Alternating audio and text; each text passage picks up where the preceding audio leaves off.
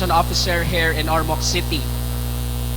I am happy and honored to be with you today and to have the chance to introduce one of the guest speakers, our good Regional Director, Attorney Jose Nick Aguanza Mendros.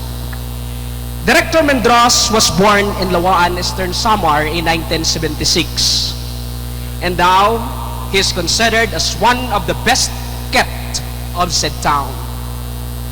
He is 41. His parents are Nicolas Eder Mendros and Julie Advencola Aguanza. He is married to Athen L. Mendros, the incumbent Vice Mayor of the municipal government of Lawaan, Eastern Samar, and they're blessed with 3 children. Director Mendros is such a young achiever, both as a student and as a government servant. As a student, he finished his elementary education as valedictorian at Taguite Elementary School, Lawaan, Eastern Samar in 1988. Again, he graduated valedictorian during high school. He graduated second honors in his Bachelor of Laws degree at Don Vicente Orestes Romualdez Educational Foundation, Tacloban City in year 2000. Just recently, he was conferred Diploma in Development Management of the Philippines in Tagaytay City. Director Mendros became full-fledged attorney in year 2000 at the young age of 24. He passed the Career Service Executive Eligibility Exams, or the CSEE examinations of the Civil Service in year 2005 at the age of 29. As a government servant, Director Mendros first became Regional Election Director in year 2010 at the very young age of 34, which made him the youngest Regional Election Director in the history of the COMELEC. He had served as such in various elections in different regions of the country, like Region 7, 8, and the Central Autonomous Region. In his 16 years, more or less, in the COMELEC, Director Mendros held various positions, varied election tasks in various places of assignments. In 2004, to Assistant Regional Election Director in 2005, and to being Regional Election Director in year 2010. President of CRIDO, COMELEC Regional Election Directors Organization. And he is our Regional Election Director in this region. Without much ado, please join me in welcoming Nick Aguanza Mendros.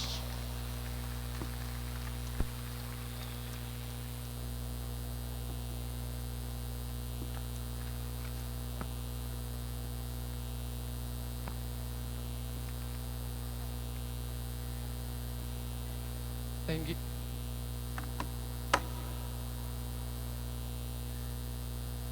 Thank you, Attorney Dodolia.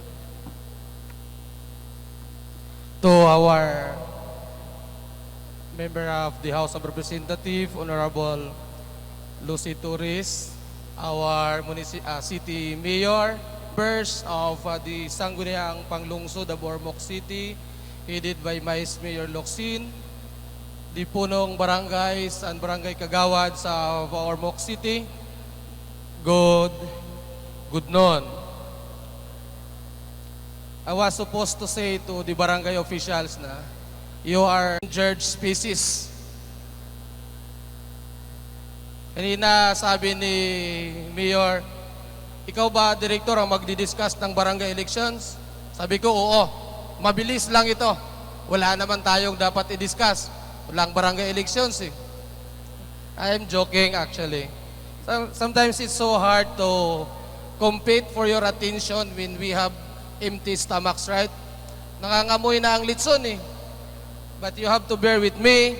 I have prepared for this. I would like to say thank you to the city government of Ormoc for giving me this opportunity, giving COMELEC the opportunity to discuss the upcoming barangay elections.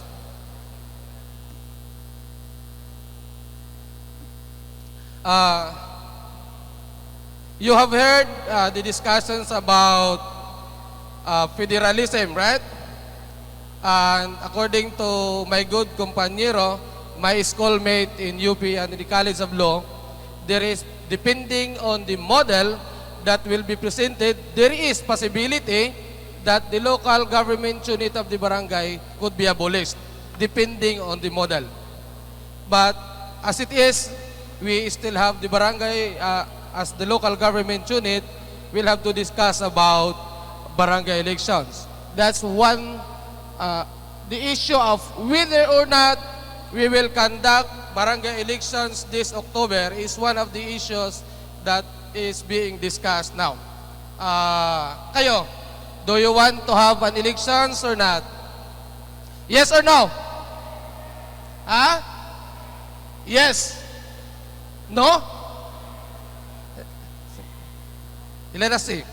But before that, I would like to share with you the as the smallest unit of our government.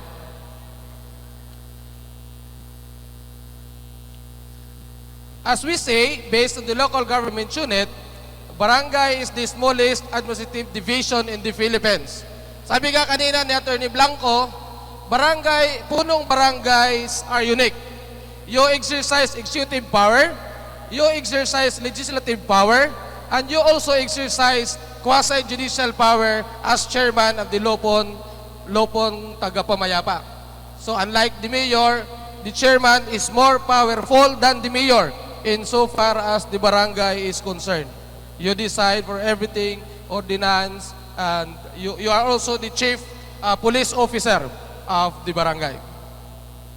Even before the Spanish time, the Philippines in the 16th century, there was already well-organized independent villages called barangays. The word barangay originated from balangay.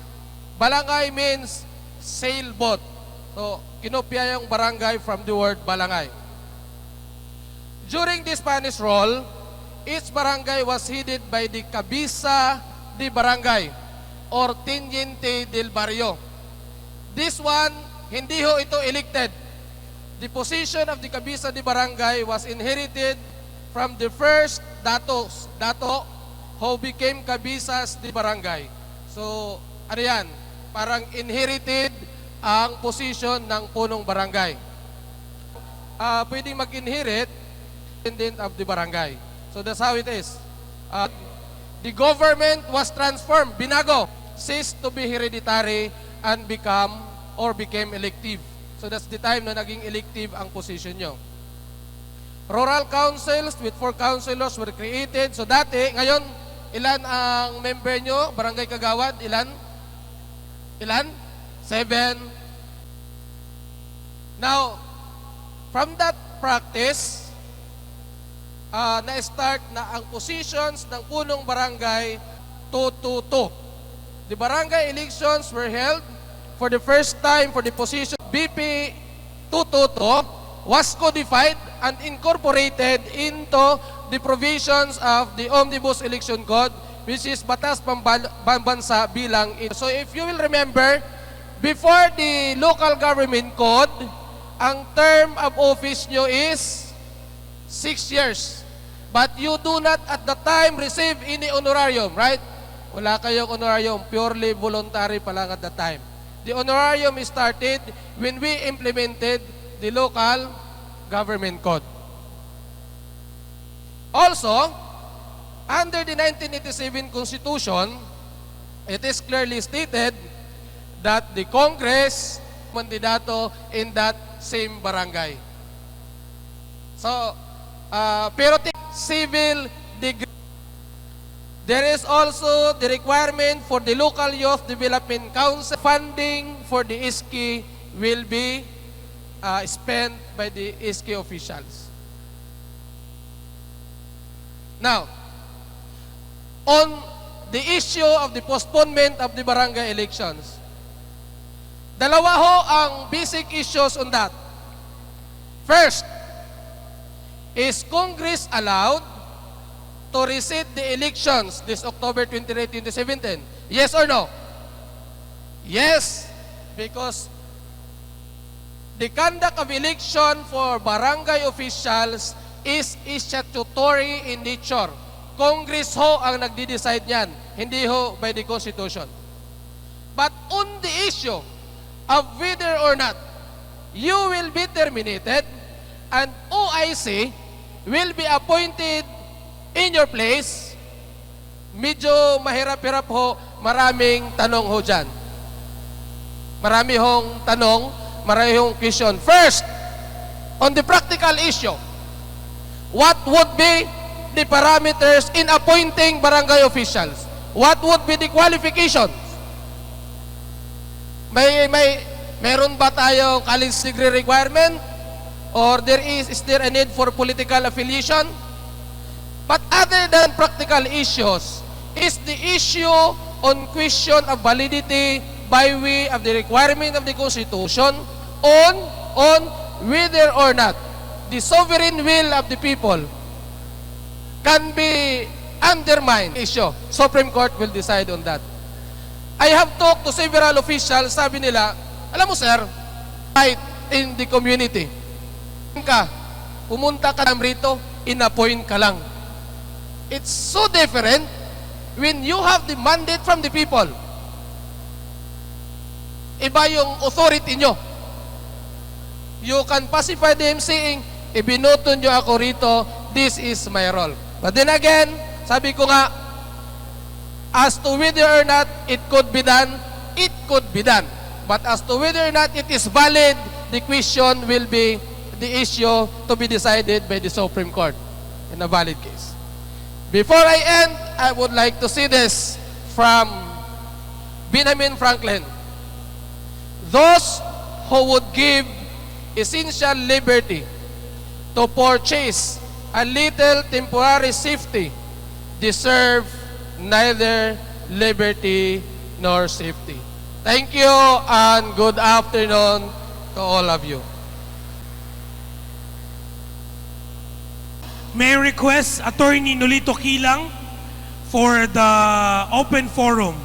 Thank you very much, Attorney Mendros, for that very informative presentation on the barangay elections and SK elections.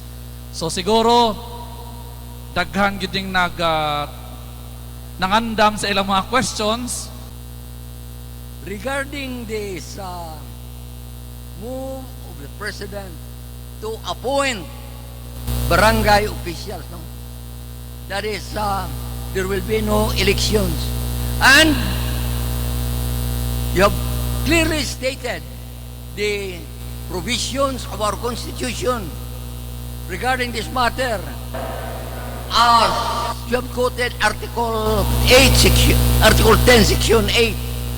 Now, that provision merely states that the term of office of elected officials shall be for 3 years, except barangay officials, which may be provided for by law. So, the question now is, what is really the legal basis for appointing barangay officials instead of electing? But you have said that that will be left to the Supreme Court. Now, we would just like to know, what is your opinion or views regarding this matter? I am also a lawyer. No? I believe that Section 8, Article 10 of the 1987 Constitution cannot be used to justify the appointment of barangay officials because the provision refers only to the authority of Congress to limit and define the term of barangay officials, not on the manner of the acquisition of their position. Maong provision sa konstitusyon para i-justify ang pag-appoint sa mga opisyalis sa barangay kung i-postpone man ang election, i-cancel man ang election sa mga barangay official. Opinion to ni Regional Director Attorney Mendros. Okay? Yes. Tunasan ko niya panglungsod magpasalamat mig dako no ako in particular considering sa information dissemination regarding niya ani. Pero as the attorney discuss about unsa tong mga umaabot nga activity, I think all the punong barangays, the barangay, those who are aspiring to run, maghuwat na lang ta sa memorandum circular baraod niya mo abot because there is already a calendar of activities of the Comelec. So para at least ang mga opisyalis diri sa Ormoc nakahibaw na ta nga unsa diay ang mahitabo. So ang sa amo lang magpasalamat mig dako nini nga information dissemination. And the next is maghuwat na lang ta sa executive order of naaman, memorandum circular of naaman kay tagaan man gid mig kopya ni ana. Daghang kayong salamat. Okay, so what pasabot ni Kapitan, mangandam na daw mo sa eleksyon. Kaya ang tod kung mugawas pa ng balaod, mintras wala ang balaod, dayon ng eleksyon.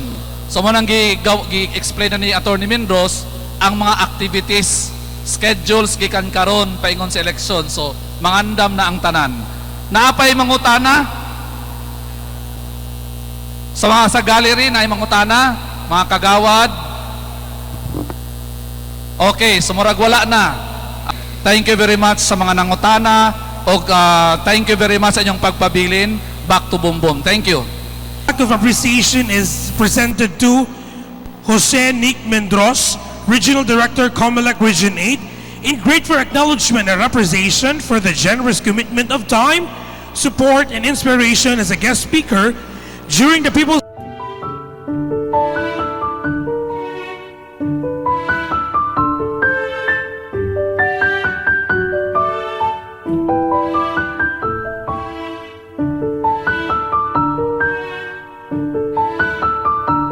Once again, let's give a round of applause to our guest speaker, Jose Nick Mendros.